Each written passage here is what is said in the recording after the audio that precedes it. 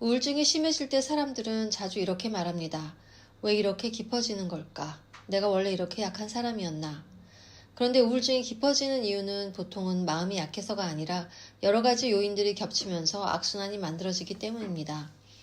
오늘은 우울증을 더 심하게 만드는 대표적인 10가지 요인과 함께 실제 생활에서 어떻게 나타나는지 함께 정리해 보도록 하겠습니다. 첫 번째, 치료를 미루거나 중단할 때. 첫 번째 요인은 치료를 미루거나 조금 나아졌다고 스스로 중단하는 것입니다. 우울증 조기 치료가 늦어지면 증상이 길어지거나 반복되기 쉬운 것으로 알려져 있으며 임의로 약을 끊거나 상담을 중단하면 재발 위험이 커질 수 있습니다. 치료의 조정은 반드시 전문가와 상의하는 것이 중요합니다.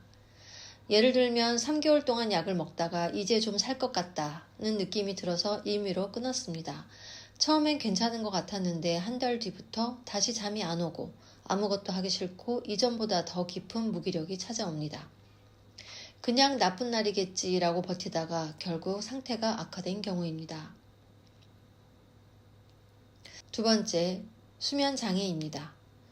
대한수면의학회에 따르면 우울장애 환자의 약 90%가 수면 문제를 동반하고 있으며 국내 연구에서는 수면이 부족한 사람이 적정 수면을 취하는 사람보다 우울증 발병 위험이 최대 3.74배 높은 것으로 나타났습니다. 새벽 2, 3시에야 겨우 잠이 들거나 아침 9시에 억지로 일어나도 몸이 납덩이처럼 무겁고 하루 종일 머릿속은 뿌였습니다. 낮에 졸고 오후 늦게 낮잠을 자면 밤에 또 잠이 오지 않는 악순환이 반복됩니다. 이 패턴이 몇 주씩 이어지게 되면 기분 조절 자체가 점점 어려워지게 됩니다. 세 번째, 고립과 관계 단절이 지속될 때. 세 번째 요인은 사람들과의 연결이 끊어지는 사회적 고립입니다. 사회적 지지의 부족은 우울증의 중요한 위험 요인으로 여러 정신건강 자료에서 제시되고 있습니다. 혼자 있는 시간이 길어질수록 생각이 안쪽으로만 맴돌며 자기 비난과 절망감이 더 커지기 쉽습니다. 예를 들면 친구에게 연락이 오면 지금 이 상태로 만나면 분위기를 망칠 것 같아서 자꾸 핑계를 만들어 미루다 보니 어느새 한 달째 아무도 만나지 않았습니다.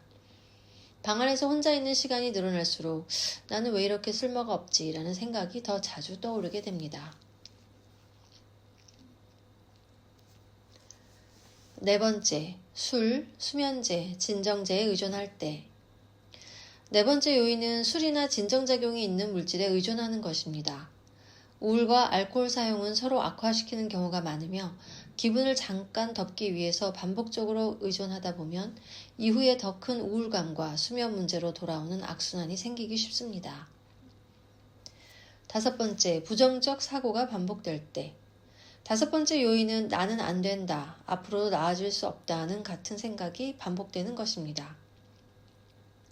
이런 인지 패턴은 우울을 유지하고 악화시키는 핵심 요소로 다루어집니다. 이런 생각은 사실이라기보다는 현재의 우울한 상태가 만들어내는 해석일 수 있다는 점을 기억하는 것이 중요합니다. 예를 들면 회의에서 발표를 했는데 한 동료가 별 반응이 없었습니다.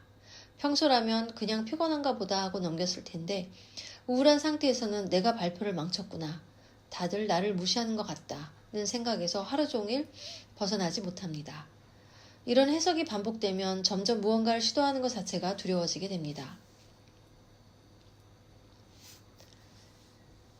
여섯 번째, 몸을 움직이지 않고 누워만 있을 때.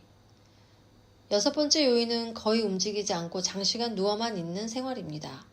규칙적인 신체 활동은 우울증 예방과 개선에 도움이 된다고 여러 자료에서 권고합니다. 반대로 활동이 줄어들수록 에너지와 리듬이 무너지며 무기력이 다시 행동을 줄이는 악순환이 심해질 수 있습니다. 일곱 번째, 식사와 영양이 무너질 때. 일곱 번째 요인은 식사가 불규칙해지거나 영양이 무너지는 것입니다. 불규칙한 식사는 몸의 회복력과 기분 조절에 영향을 줄 수 있고 가공식품 위주의 식사와 영양 불균형은 신체의 피로와 무기력을 더 심하게 만들 수 있습니다. 우울할 때 밥 먹는 것 자체가 귀찮아서 하루 한 끼도 안 먹거나 반대로 밤에 과자와 배달 음식을 한꺼번에 몰아먹는 패턴이 반복됩니다. 아침을 굶고 늦게 일어나면 하루 리듬 자체가 더 무너지고 오후부터 에너지가 급격히 떨어지면서 우울감이 더 깊어집니다. 8번째, 관계 갈등이나 큰 스트레스가 지속될 때. 8번째 요인은 가족, 연인, 직장에서 갈등이나 큰 스트레스가 반복되는 것입니다. 사별, 이별, 실직, 경제적 곤란 같은 사건들은 우울증의 대표적인 위험 요인이며 이런 스트레스가 오래 지속되면 뇌의 스트레스 조절 체계도 함께 소진될 수 있습니다. 9번째, 만성질환, 통증이 방치될 때. 9번째 요인은 만성질환이나 지속적인 신체 통증이 방치될 때입니다. 심각한 질병과 지속적인 신체의 문제는 우울 위험과 연결된다고 알려져 있으며 만성 통증이나 심혈관 질환 같은 상태는 일상 기능을 떨어뜨려서 우울 증상을 더 오래 끌고 가게 할 수 있습니다. 예를 들면 허리 통증이 6개월 넘게 이어지면서 좋아하던 산책도 완전히 멈추게 됩니다. 통증 때문에 잠도 잘 못 자고 예전처럼 움직이지 못하는 것에 대한 무기력감이 커지면서 이제 아무것도 할 수 없는 사람이 됐다라는 생각이 반복됩니다. 신체의 통증과 우울감이 함께 악화되는 상태입니다. 10번째, 취약성이 있는데 방치할 때. 마지막 10번째 요인은 유전적 소인이나 과거 우울 경험이 있는데 이를 방치하는 것입니다. 직계 가족 중에 우울증 이력이 있는 경우 유병률이 더 높으며 이전에 우울증 적이 있을수록 다시 취약해질 가능성이 커집니다. 예를 들면 5년 전에 한번 심하게 우울했다가 회복된 적이 있습니다. 지금도 잠이 줄고 의욕이 떨어지는 신호가 왔지만 하지만 그 신호를 방치한 채 2달이 지나자 결국 이전보다 더 빠르게, 더 깊게 우울이 악화되었습니다. 과거의 경험이 있는 분일수록 초기 신호를 더 예민하게 알아차리는 것이 중요합니다. 우울증이 심해지는 이유는 결국 한 가지가 아니라 이러한 여러 가지 요인들이 서로 겹치면서 악순환이 만들어지기 때문입니다.